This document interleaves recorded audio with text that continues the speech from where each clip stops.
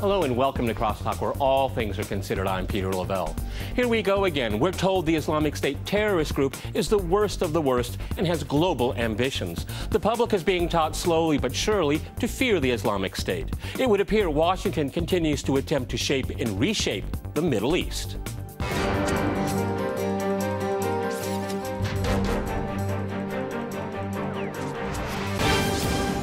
To CrossTalk the Islamic State, I'm joined by my guest, Jabir Hassan, in London. He is director of the Iraqi Association. Also in London, we have Joseph Willits. He is from the Council for Arab-British Understanding. And in Washington, we cross to Ray Locker. He is the Washington Enterprise editor for USA Today. All right, gentlemen, CrossTalk rules in effect. That means you can jump in anytime you want. Ray, if I go to you in Washington, we have the U.S. Defense Secretary saying the Islamic State threat beyond anything we've seen.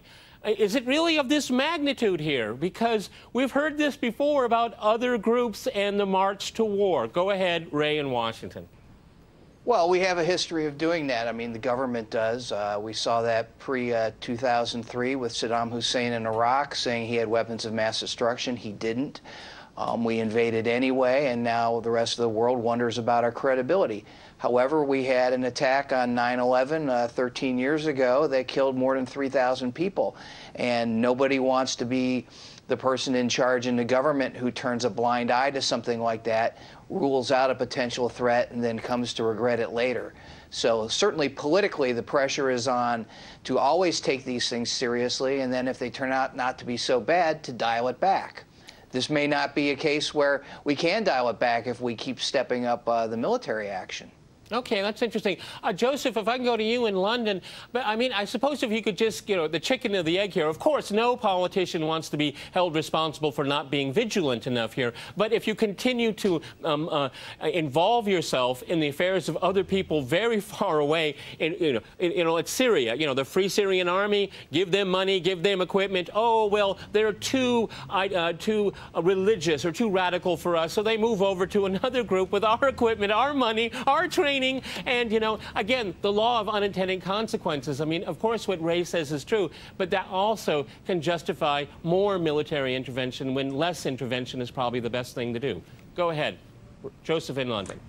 Well, I think bombing alone would not be the right idea for Syria or for Iraq.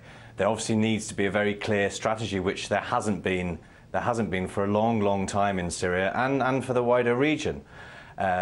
We have, we've also getting the argument now that somehow, ISIS is the new evil, and there has been failures, countless failures in terms of dealing with Assad. And let us not forget that, Assad is still barrel bombing people in Aleppo. There are still atrocities carrying out, documented evidence of war crimes on both sides.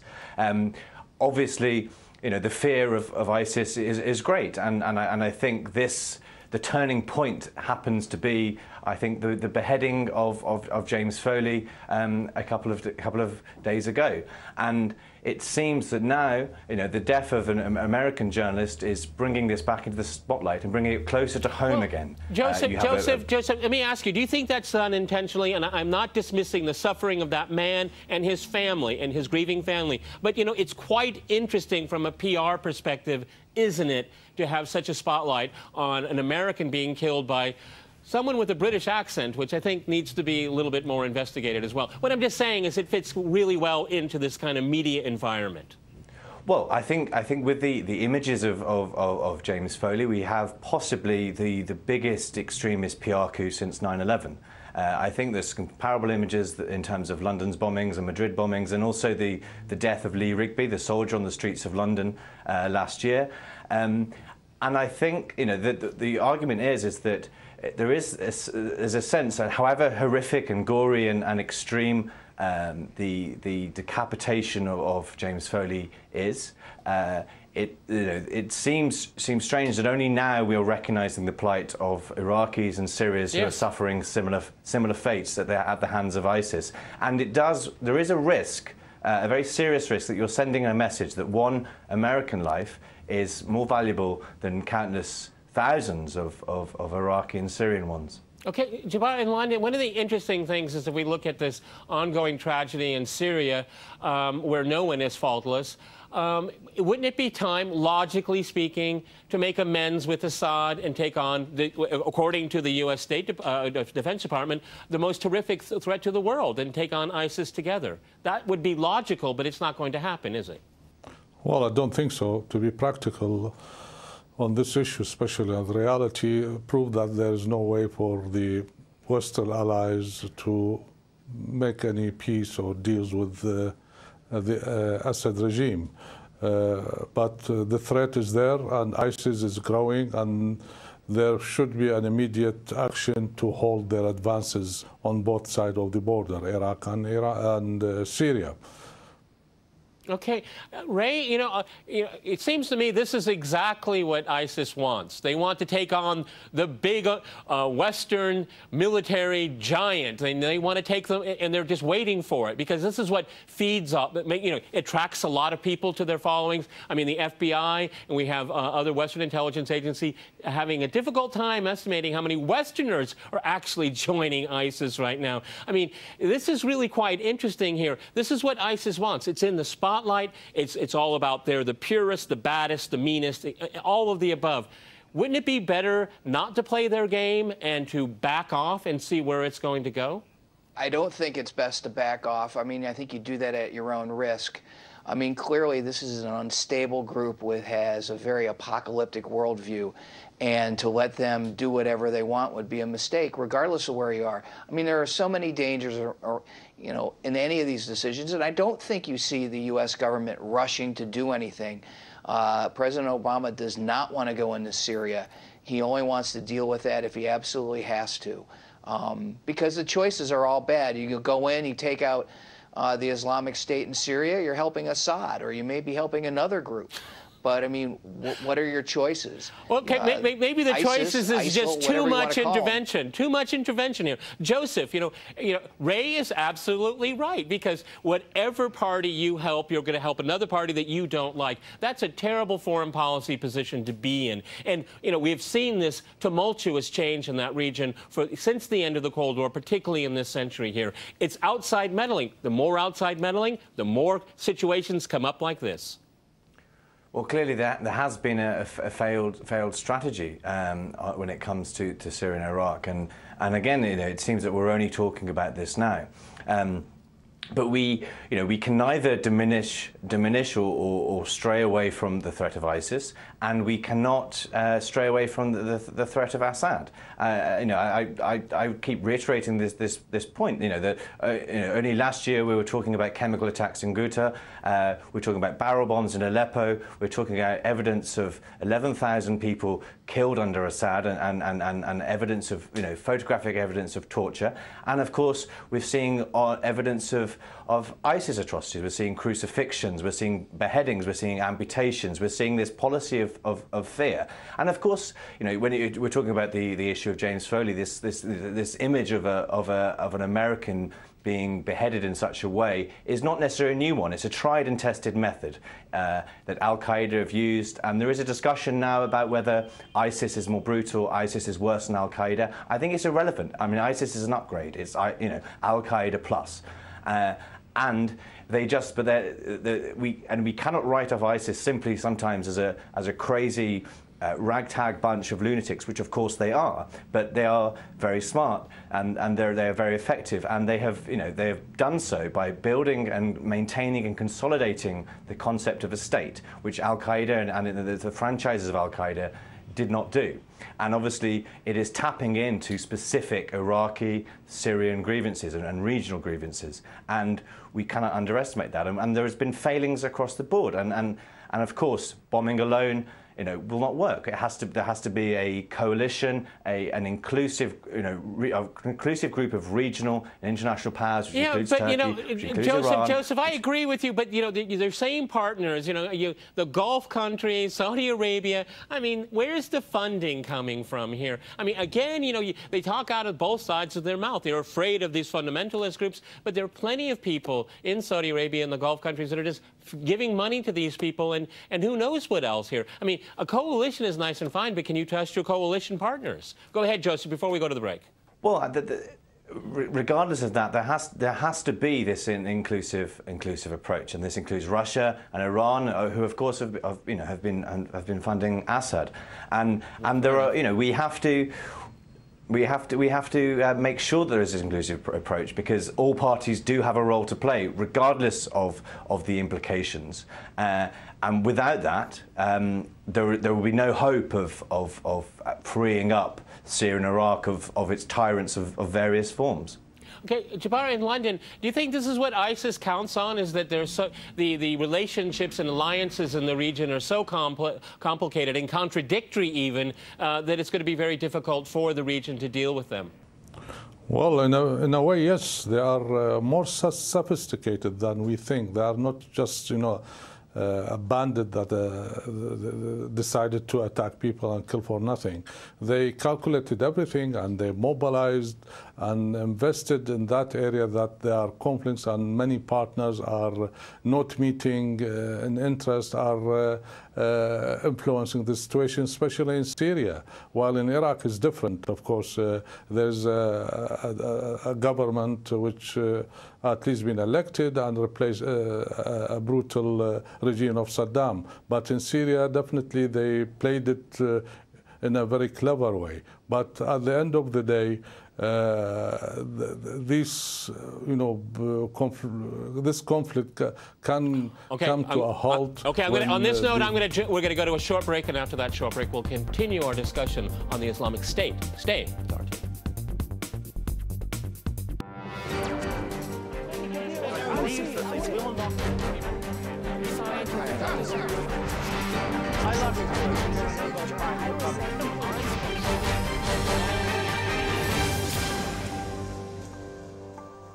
Welcome back to CrossTalk, where all things are considered. I'm Peter Lavelle. To remind you, we're discussing the threat known as the Islamic State.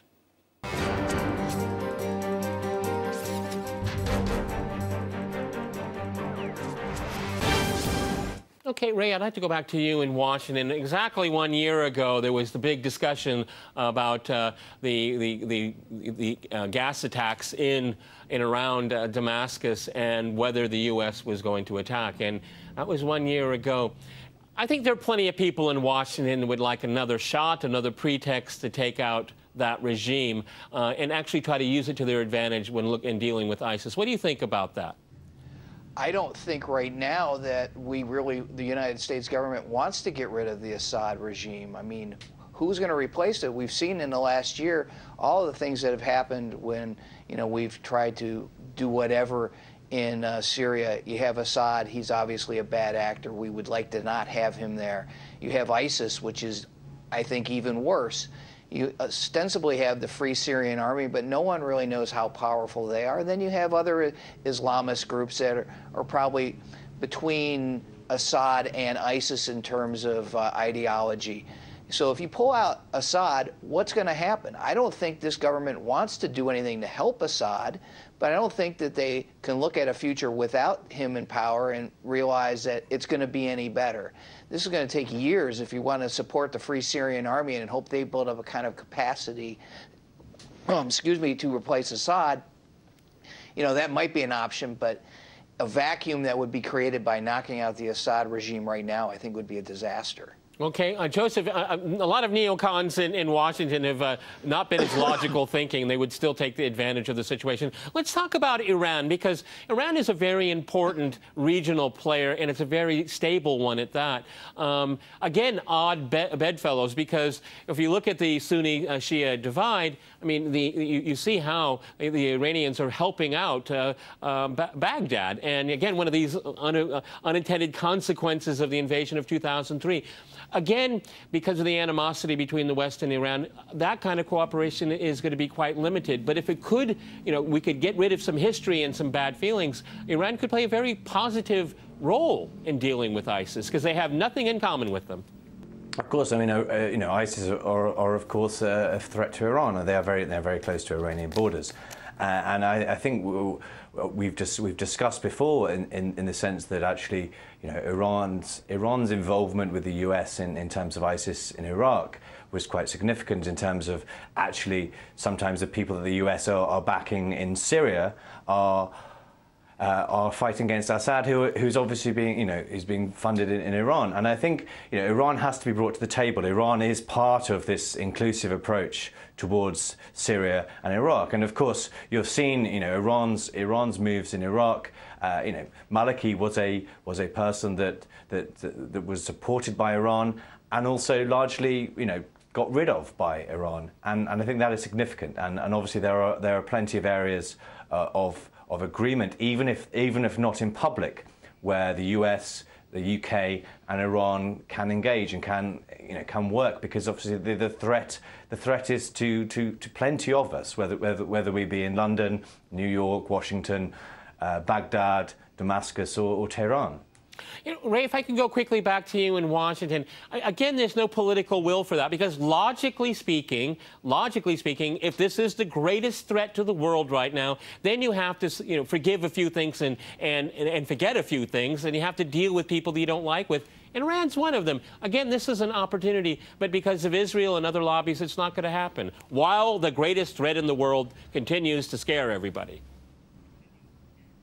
Well, I don't think we can say it's not going to happen. It could be happening right now, and we just don't know about it. Well, after all, we're talking to Iran about its nuclear program. We're doing that openly. I mean, when you're talking to people, you don't have to stick to the script about, oh, we're only going to talk about the nuclear program. You could go off into a corner and say, what are we going to do about ISIS? I mean, it's clearly in our interests. And obviously, if the Iranians help with ISIS, we may consider giving them a break somehow in the nuclear program. That's everything, goes into somebody's calculations when you're having a negotiation. Hey, if I give up this, maybe I'll get that.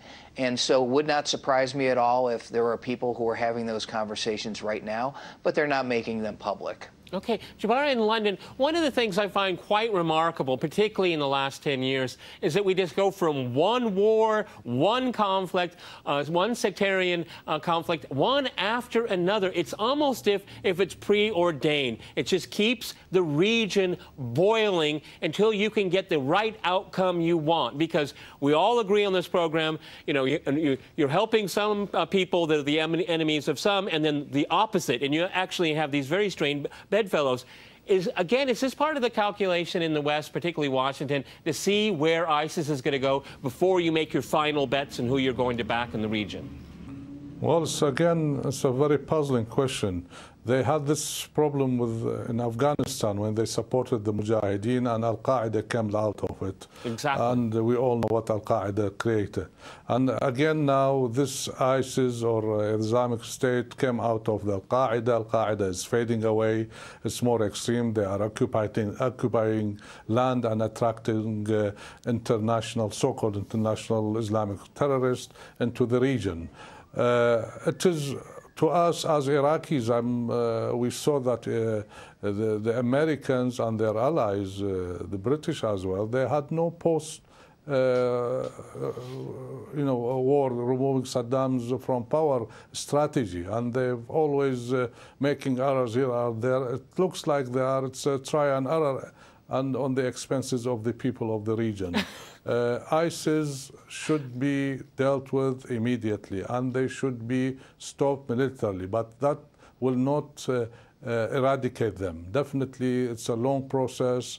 If they really want to eradicate them, they have to cut off supplies. That's not only the money, but the pouring of international terrorists coming from all over the world, even from China and the Chechens and from the Balkans, from Europe.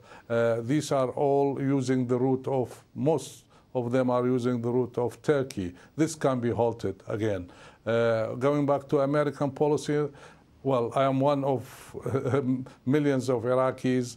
We don't know what they are planning for tomorrow even. Okay, that is one of the most interesting things said on this program today, and I want to go to Joseph, because do they have any idea what they're doing? This is what I've been getting at for years right now. Do they actually have a plan? Because when we look at what's being said about a year ago about sarin gas in Syria, I mean, it was just a few seconds away from hitting the button until someone said, hey, this doesn't make any sense at all. And then everybody stood back and said, yeah, you're right. I mean, Joseph, do you have any confidence at all that the policymakers, particularly in Washington, have any idea what they're doing, or are they just winging it? I think there is an immense feeling that actually really they don't know what to do, and this is, you know, you've had also senior former military figures in the UK only the other day saying that there is no clear strategy. I think, again, there's this sort of hangover, certainly in the UK and in the US as well, of a hangover about intervention in Iraq. And that does dominate any sense of intervention in the region. And of course, last year in London, we had a parliamentary vote which David Cameron lost. I think this time, if there were to be a vote on intervention in Iraq, I don't know whether it would go through, but I think there would be more support for it. There are indications, certainly in the British public, that around 45% of people would support British airstrikes. Obviously, more would support US airstrikes on ISIS targets in Syria and Iraq. And this has significantly increased since the beheading of Foley, and of course this idea, the very real threat, bringing it closer to home with actually British extremists being involved in Syria and Iraq, and estimates of around 500. And I think this is motivating, whether it be public opinion, but also political opinion. But whether it is just reactionary in terms of responding to the hysteria that ISIS is creating, and obviously there is a justification to the hysteria, but if the reaction is also in part hysterical, then there are dangers in a strategy that is dominated by that. Ray, you're in Washington, you're inside the Beltway there. I mean, how much is Obama under pressure to do something, as they always say? Something must be done. You know, he's got midterm elections coming up, and, you know, there's this, you know, that creeping feeling of mission creep here. He has to show that he's doing something as commander-in-chief because, well, let's face it, under his presidency, he doesn't have too many foreign policy successes, and he looks weak. Again, is he going to be doing something that may not necessarily be in the national interest, but to make a show for the elections are only a few weeks away? Well, there's obviously the pressure from some people who want him to do something. I mean, primarily, those are the same people who supported the invasion of Iraq 11 years ago. And I think the verdict on that intervention is clear. I mean, most Americans consider that a mistake, even though they didn't like Saddam Hussein. You know, you talk people inside Washington, the elites, the political elites, they favor some kind of action because that's usually what they do. You look at poll numbers from, you know, polls taken throughout the country, overwhelmingly not in favor of intervention in Syria, don't want to send troops back to Iraq. Maybe airstrikes because they think airstrikes are relatively antiseptic, at least to the people in the airplanes, not on the ground. There's not an appetite in the United States for, you know, a long-term commitment of ground troops. They don't want to go back into Iraq. You know, yet they want Obama to do something. And I think in many cases, the best action is to not do anything specific. Well, you know, but you know, but doesn't, you know, the people that want something done, they have to make ISIS look so bad, the baddest of the bad. That'll help justify some intervention because, like you said, there's no appetite for it. Oh, obviously, yeah. Well, I mean, you have to make them look bad, and they're doing a great job themselves of making themselves look bad. I mean, obviously, when you have, you know, people there killed, it's kind of an abstraction. You take an American journalist who is there just doing his job, you take him out in the middle of the desert and you cut his head off, and on a video that you post online, that gets a lot of people's attention. Okay, gentlemen, it gets a lot of attention. Yeah, we've run out of time. Many thanks to my guests in London and in Washington, and thanks to our viewers for watching us here at RT. See you next time, and remember, CrossTalk rules.